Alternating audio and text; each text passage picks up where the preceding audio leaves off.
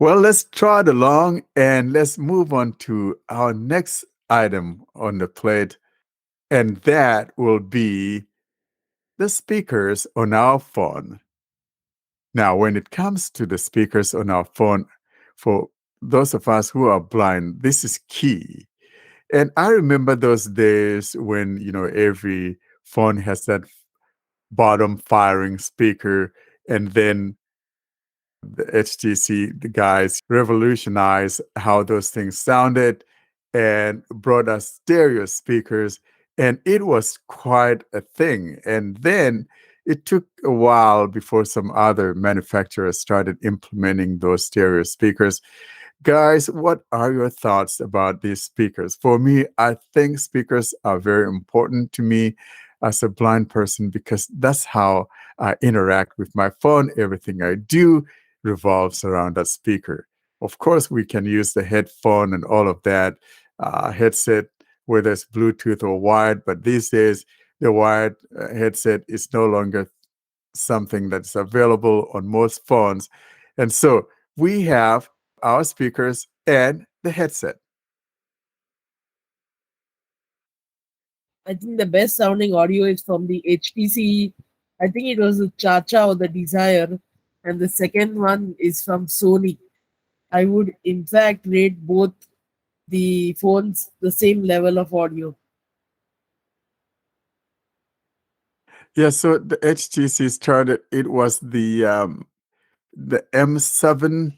I think that's when they implemented that. And back in those days, HTC has, the ownership of the Beats Audio or whatever that thing was before they sold it to Apple in 2014. And so if you look at those older phones from those guys, you see that signature sound on there. And I think the last one to have that was maybe HTC M8. No, actually the 10. The 10 has it because I still have the 7, 8, 9, and 10. I have all four of those, and the 10 even has it. Now, I don't know if the 11 has it, but I don't have that one. Does anyone have the 11 from HTC? Nope, I don't have it. I think I had the M8, but that's all. Yeah. And so, you know, the Google speakers, they sound good. Um, the first time it got introduced, this is a very funny thing because the first one that came through on a Google phone was the Nexus 6P, or actually, what am I saying? Nexus 6 back in 2014. That was the first phone that came with stereo speakers on the Google side of things. And then for some odd reason, I still don't understand how that happened. But for the first generation of the Pixel phone, it didn't have stereo speakers. And they would not reintroduce that back until 2017 with the Pixel 2. And then with the Pixel 3, then we have that more boomy sound, which has become the signature sound on Google phones. And then John, I don't know if you know this, but you notice that on the Pixel 7, you don't have that too much of a boomy sound like what we have on the previous generations of the Pixel phones, starting from the Pixel 3. What I noticed that with the Pixel 6 series, if you turn up that volume a little too high, then you get a little bit of a distortion and a crackling. But on the Pixel 7, and I think I've shown this maybe like a couple of weeks or so ago, you don't hear that distortion or that crackling of the speaker. And I think that is partly owed to the fact that it isn't as bassy. It doesn't have that bassy sounding sound like you have on the other Pixel phones, like the Pixel 6 or Pixel 4 and things like that. John, did you observe that?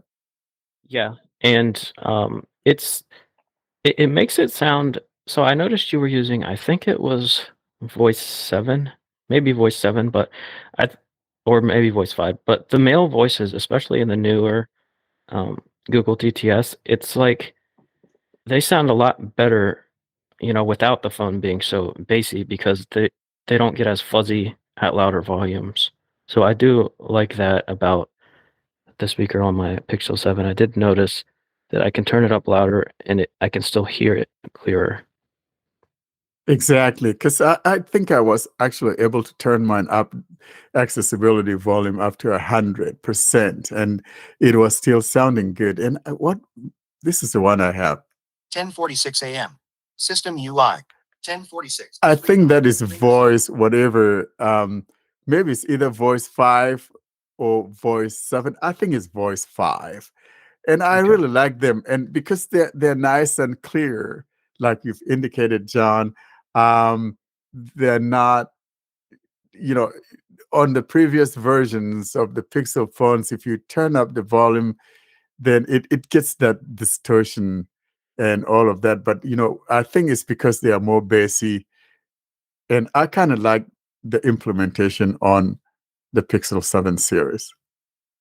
Yeah, I always kind of like the deeper sounding TTS voices. Even my favorite voice in the old Google TTS was the female voice. I think it was voice 6, but that was like the deeper of the female voices. So I've always kind of tended to use the deeper sounding voices for some reason. They're less irritating to me over time.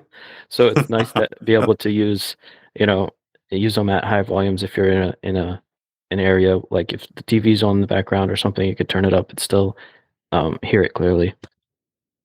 Yeah, for the longest time, I was using that voice 6 too, because it was my favorite. And if you listen to some of the demonstrations that I have, whether some of the talkback highlights or whatever, I utilize that voice 6 a lot. And then of late, I think I have moved to voice 5, which is a male voice. But that voice 6 is another nice voice variant that I like if I were not using voice 5 or voice 7.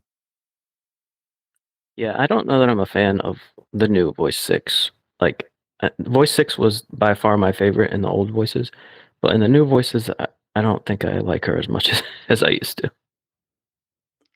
Yeah, she's still there though. I think another one though that's not too bad is variant 3. That's a female voice too, and it's not too bad, is it? I can live with that one if I have to, if I don't have another choice. But I mean, it's decent enough to where I could. But like you, I think I kind of like TTS engines that have that bass to them, and some do and some don't, and it really makes a difference. And talking about that, when I use either Allison or what's the other, Ava on vocalizer. So see, I would have been the one to like the Ava voice, but for some reason, I kind of don't like the Ava voice. I kind of prefer the Allison voice over Ava.